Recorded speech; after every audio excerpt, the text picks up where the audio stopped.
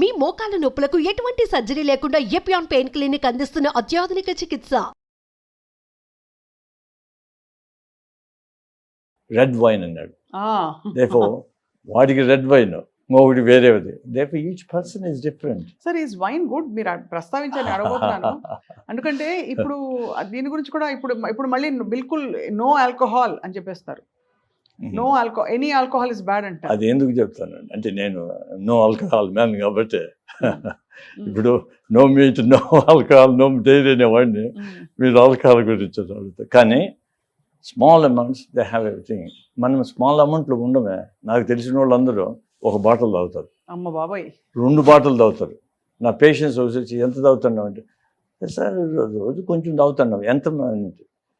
ఒక bottle of wine sir.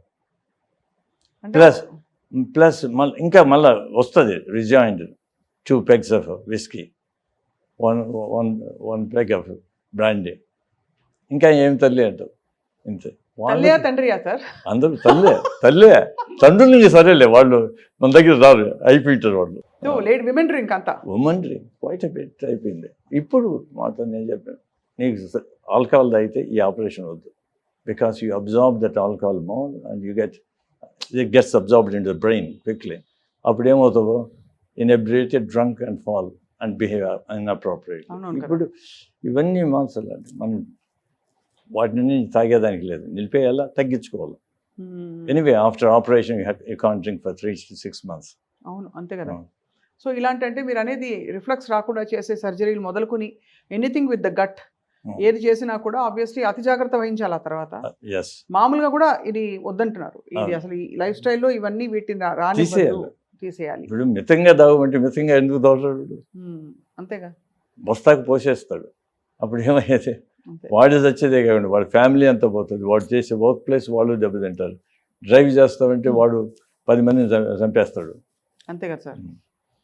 చాలా అంటే ఇప్పుడు వేరే యాక్చువల్లీ ఇన్ క్రైసిస్ ప్రపంచవ్యాప్తంగా. సో డాక్టర్ మన్నూర్ గారు, వాట్ డూ వి ఇప్పుడు ఏం తినాలి అని చెప్తే what would you like to tell our viewers ఇవాళ మా ప్రేక్షకులకి సుమన్ టీవీలో? మామూలుగా తినండి. Whatever you have to do, see simple.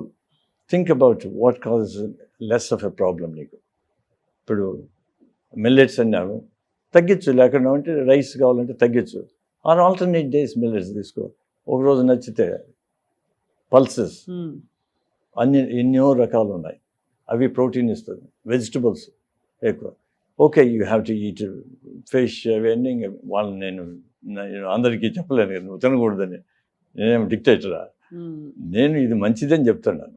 Okay, if you have to eat fish also eat.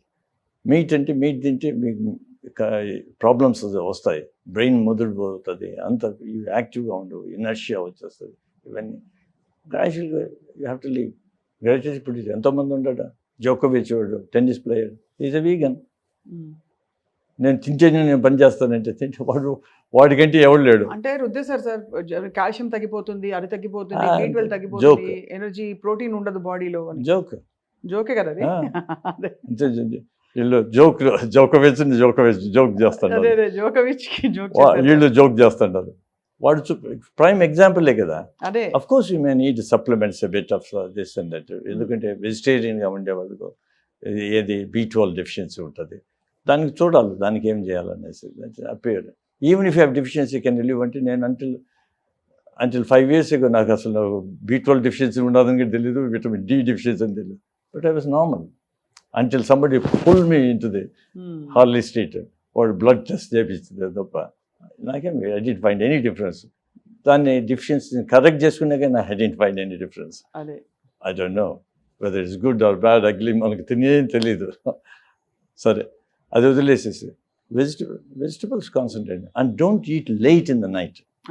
You need to have at least 4 to 5 hours without any food, minimum 2 hours, and do a bit of walking after food. చెప్తారు sir light food, light. అదే కదా మనకు చెప్పేది, eat like an emperor breakfast, king like a king lunch, and like a pauper in the night అని.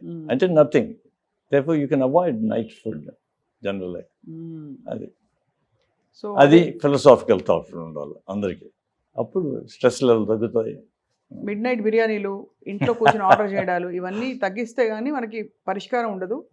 So I give you very quick rapid fire sir. Just ఇదా అదా మిమ్మల్ని Absolutely. Choose చేయమని అడుగుతాను. So rapid fire on food groups. Tea, coffee, black coffee. Black coffee, black tea. Okay. అలాగే